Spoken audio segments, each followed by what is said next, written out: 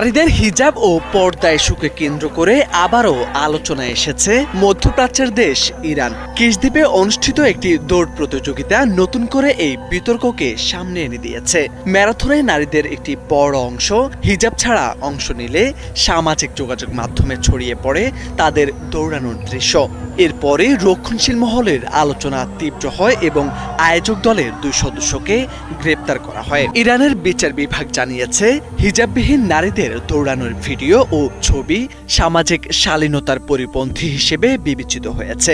আয়োজকদের আগেই আইন, ধর্মীয় নীতি ও পেশাগত নির্দেশনা মেনে চলার বিষয়ে সতর্ক করা হয়েছিল।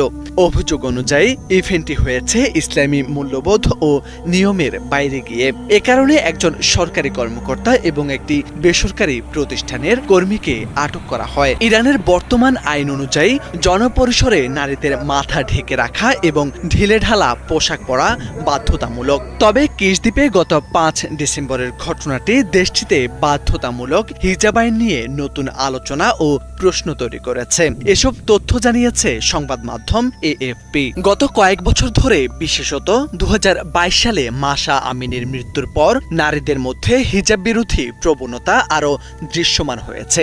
অনেক নারী প্রকাশ্যে হিজাব ছাড়া চলাফেরা করছেন। অন্যদিকে রক্ষণশীল মহল এই পরিবর্তনকে পশ্চিমা সংস্কৃতির প্রভাব হিসেবে দেখছেন এবং সরকারের প্রতি ক্ষোভ প্রকাশ করছেন। কিসদ্বীপের এই ম্যারাথনে প্রায় 5000 নারী পুরুষ অংশ নিয়েছিল। ইরানের রক্ষণশীল সংবাদ মাধ্যম তাসনিম ও ফার্স আগেই এই প্রতিযোগিতাকে অশালীন বলে উল্লেখ করে আলোচনা করেছিল।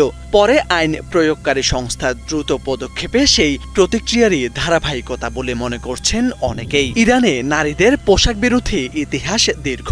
1979 সালে ইসলামী বিপ্লবের পর হিজাব বাধ্যতামূলক করা হয় দেশটিতে, যার বিরোধিতায় তখনই বড় আন্দোলন হয়েছিল। বর্তমানে হিজাব ইস্যু কেবল পোশাকের নিয়ম নয়, এটি রাজনৈতিক, সাংস্কৃতিক এবং প্রজন্মগত দ্বন্দ্বেরও প্রতীক হয়ে দাঁড়িয়েছে দেশটিতে। মাশা আমিনের মৃত্যুর পর আন্তর্জাতিক চাপ এবং দেশের ভেতরে ক্ষোভ বাড়ায় হিজাব আইন মানার কঠোরতা অনেক জায়গায় শিথিল হয়েছে। জনপরিসরে হিজাব ছাড়া নারীদের দেখা এখন তুলনামূলক সাধারণ।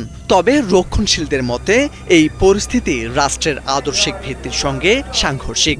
গেল সপ্তাহে দেশটির বেশ কয়েকজন আইন প্রণেতা বিচার বিভাগের বিরুদ্ধে হিজাব আইন যথাযথভাবে প্রয়োগ না করার অভিযোগও করেছেন। বিশ্লেষকদের মতে কিসদ্বীপের এই দৌড় প্রতিযোগিতা কেবল একটি ক্রীড়া ইভেন্ট নয়, এটি ইরানের চলমান সামাজিক টানাপোড়েন, পরিবর্তনশীল মূল্যবোধ এবং রাষ্ট্রীয় কর্তৃত্বের সীমা নিয়ে নতুন করে প্রশ্ন তুলেছে।